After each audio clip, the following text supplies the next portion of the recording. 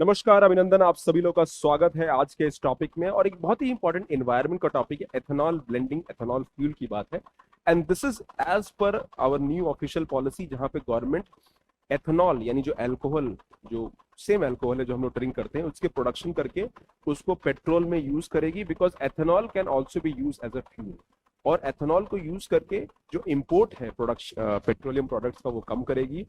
और ये इसके बहुत सारे बेनिफिट हैं, एनवायरमेंटल बेनिफिट भी है। So let's see what ethanol blending is. But उससे पहले आप हमारा टेलीग्राम चैनल ज्वाइन करिए, रेगुलर रहिए, यहाँ पे इसका पीडीएफ भी आपको मिल जाएगा। तो एक रीसेंट इनिशिएटिव के तहत सरकार का कहना है दैट हमें 20% एथेनॉल को ब्लेंड करना है हमारे पेट्रोल स्टेशन को। 11 स्टेट्स और टेरिटरीज में करना है। करंटली जो है, आप जो अगर आप जाते हो पेट्रोल पंप पे, तो वहां देखना E10 या E5 ऐसे मिलेगा।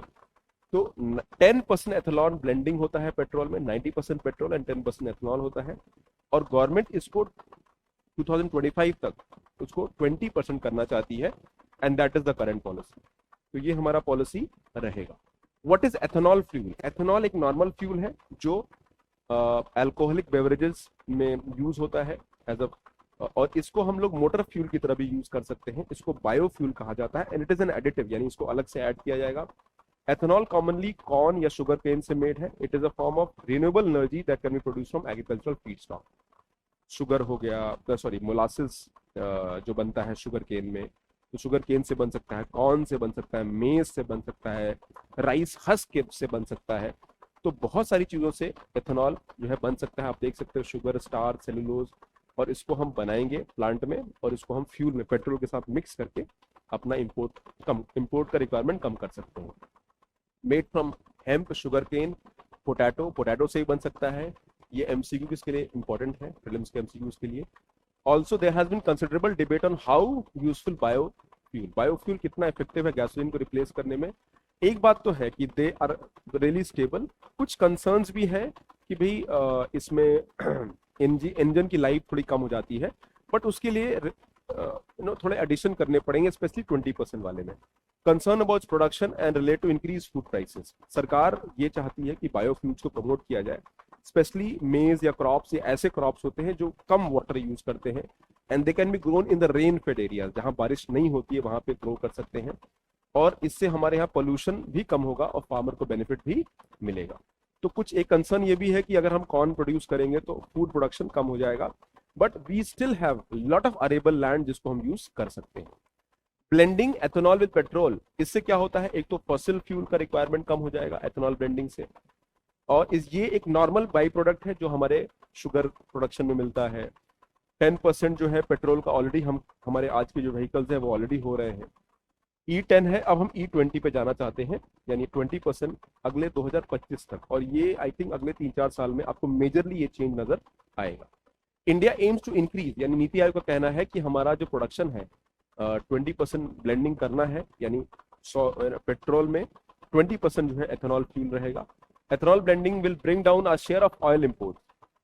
ऑयल इंपोर्ट में हम लोग अच्छा खासा फॉरेक्स सेविंग कर सकते हैं, और ऐसा माना जा रहा है कि हम लोग 4 बिलियन पर एनम की सेविंग कर सकते हैं। 4 बिलियन मतलब मान के चलिए लगभग एक अच्छा खासा आप 25-30 हजार करोड़ हम बचा सकते हैं। और नीति आयोग की रिपोर्ट है कि इससे हमारी इंपोर्ट की रिक्वायरमेंट्स कम हो जाएगी, बिकॉज इंडिया में ऑयल एक ऐसा कमोडिटी है जिसे हमें इंपोर्ट करना पड़ता है एक एक्सटेंसिव लेवल पर। तो ethanol blending will bring down our share of oil imports. 85% अभी हम ऑयल इंपोर्ट करते हैं। और ethanol output will help increase farmer income. Farmer को डायरेक्ट इनकम मिलेगा क्योंकि इसको गवर्नमेंट प्रमोट कर रही है, रिन्यूमरेशन अच्छा है। तो शुगर केन के द्वारा फार्मर को डबल इनकम की भी बेनिफिट रहेंगे। अब इसमें कई तरह के फ्यूल है, फर्स्ट जनरेशन, सेकंड जनरेशन। अब ये प्रीलिम्स के लिए जरूरी है। द फर्स्ट जनरेशन फ्यूल जो होता है वो एथेनॉल जो है वो मोलासिस से आता है। मोलासिस, जिसको फर्स्ट 1G कहते हैं। तो मोलासिस जो होता है वो it is a by product of sugar cane. Sugar cane industry में जो हम लोग शुगर बनाते हैं, तो ये बाई प्रोडक्ट होता है जिससे डायरेक्टली हम लोग बना सकते हैं।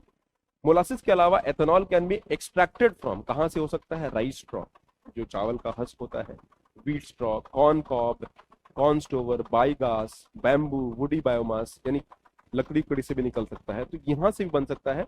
और ये सेकेंड जनरेशन है, ये एमसीक्यू के लिए इंपॉर्टेंट है। So these are second generation जो भी हम यूज कर सकते हैं। तो फर्स्ट जनरेशन, सेकेंड जनरेशन। अब इसके बेनिफिट क्या है? सबसे बड़ा बेनिफिट ये है कि जैसे आप फ्यूल ब्लेंड करते हैं तो वो जो फ्यूल होगा वो ज्यादा एनर्जी, मान लीजिए उसका ऑक्टेन ज्यादा है, और कार्बन डाइऑक्साइड, कार्बन मोनोऑक्साइड, ये सारे जो पोल्यूशन है, एमिशन जो कि फॉसिल फ्यूल से आते हैं, वो कम हो जाएगा। द अनरेगुलेटेड, अब यहाँ पर कुछ चैलेंजेस भी हैं, कुछ अनरेगुलेटेड कार्बन एमिशन होता है, बट ओवरऑल एमिशन कम होगा, ये एमिशन का जो पोल्यूशन वाला पार्ट है वो कम होगा। एथेनॉल से हम लोग इंडिया में लगभग 30,000 करोड़ रुपीस हम लोग डायरेक्टली सेव कर सकते हैं एक साल के अंदर 2025 में। ऑयल कंपनीज जो है वो फार्मर से डायरेक्टली प्रोक्योर करते हैं, एथेनॉल को खरीदते हैं, और उससे जो है फार्मर बेनिफिट करता है, शुगर केन वाला। The government plans to encourage use of water saving crop such as maize to produce ethanol. अब शुगर केन एक वाटर इंटेंसिव क्रॉप है, तो हर जगह शुगर केन नहीं प्रमोट करेंगे, शुगर केन का अपना भी डिमांड है। So what we should do, हमको ऐसे क्रॉप्स को प्रमोट करना चाहिए जो इक्वली गुड है, और जैसे मेज हो गया, तो यहां से हम लोग इनको प्रमोट करेंगे। मेज वाटर भी कम कंज्यूम करता है, एंड लॉन्ग रन में एथेनॉल प्रोडक्शन को बूस्ट करेंगे। अब एथेनॉल ब्लेंड पेट्रोल प्रोग्राम जो है, ईबीपी इसका नाम है, this is the name of the programme. तो गवर्नमेंट एम्स 4% ब्लेंडिंग, नो, और नेशनल पोल्यूशन कंट्रोल डे का एक ये है, ये पुराना डेटा है, अब हम 20% जो है करना चाहते हैं। तो वॉज लॉन्च 2003 में इसको लॉन्च किया गया था, और धीरे धीरे करके हमको अपना डिपेंडेंसी कम करना था, और ये हिस्टोरिकल पार्ट है, कई बार स्कीम्स के पुराने एस्पेक्ट भी पूछे जाते हैं। तो it seeks to achieve blending of ethanol with motor spirit, ताकि हमारा इंपोर्ट कम हो, and government have decided to launch EPP programme, जहां 5% ब्लेंडिंग से 10% हो, और अब हम 20% पे जाना चाहते हैं। इसको गवर्नमेंट ने 2030 का टारगेट रखा था, बट 5 ईयर हमने एडवांस कर दिया है, ठीक है। सो दैट मीन्स ये एक बहुत बड़ा एडवांटेज है। दूसरा, करंटली 8.5%, यानी टोटल ब्लेंडिंग जो है लगभग 8.5% अभी। तो ये फैक्ट्स इंपॉर्टेंट है एग्जाम्स के लिए। अगले 3 सालों में गवर्नमेंट कैसे आती है यहाँ पर, this will be a challenge. 2025 का एक रोड मैप गवर्नमेंट ने तैयार किया है। एक्सपर्ट कमेटी का मानना है कि 2025 तक हमको ग्रेजुअल रोल आउट करना है। E20 जो है फ्यूल स्टेशन होने चाहिए, पहले E10 फिर E20, और व्हीकल्स में भी बदलाव करने होंगे। And all the cars in future, जो फ्यूचर में जो भी कार्स आ रही हैं अभी से, वो E20 कंप्लायंट होनी चाहिए। तो मिनिस्ट्री ऑफ पेट्रोलियम का कहना है कि हम लोग फेज आउट रोल आउट करेंगे। E10 अप्रैल 2022 से इसको शुरू किया, phase roll out of E20, यानी इसी अप्रैल से हमने लॉन्च करना शुरू किया है, और अगले 2 साल के अंदर हम कंप्लीटली लॉन्च कर देंगे। Ministry of petroleum had to study the issues, इनको प्राइसिंग देखना पड़ेगा, इनको देखना पड़ेगा कितना आसानी से ऑटोमोबाइल इंडस्ट्री अडेप्ट करती है, बिकॉज इंजन में बदलाव करने होंगे, प्राइसिंग ऑफ व्हीकल्स भी देखना होगा, एफिशिएंसी भी देखना होगा कि इंजन E20 कंप्लायंट है कि नहीं है। बट टेक्नोलॉजी है, दैट वी ऑलरेडी नो। अब क्या ये वर्ल्ड में बाकी कंट्रीज में भी हुआ है? The answer is yes. Ethanol blending programme एक कॉमन प्रोग्राम है in developed countries like China, Canada, Brazil. In fact Brazil में तो 27.5% जो है ऑलरेडी अचीव किया जा चुका है। तो अगर ब्राजील कर सकता है तो भारत भी कर सकता है। तो ये E20 एथेनॉल ब्लेंडिंग प्रोग्राम बहुत इंपॉर्टेंट टॉपिक है प्रीलिम्स के लिए, don't miss it, follow it properly. और आप मेरी टीम से रीच आउट करना चाहते हैं तो आप मेरी टीम को रीच आउट कर सकते हैं at this contact number. 1 year, 2 year, 3 year online offline programme कर सकते हैं। एंड बिलीव मी, हमारी क्लासेस ओल्ड राजेंद्र नगर से होती हैं, दिल्ली में। We get the best team and best faculty, and you will see that ecosystem of support and learning एक बहुत ही स्ट्रॉन्ग पॉजिटिव एनर्जी के साथ हम लोग एफर्ट करके डिलीवर करते हैं। And we consistently produce result from the classroom programme, हम क्लासरूम से रिजल्ट प्रोग्राम प्रोड्यूस करते हैं। Thank you very much for watching, take care and God bless you.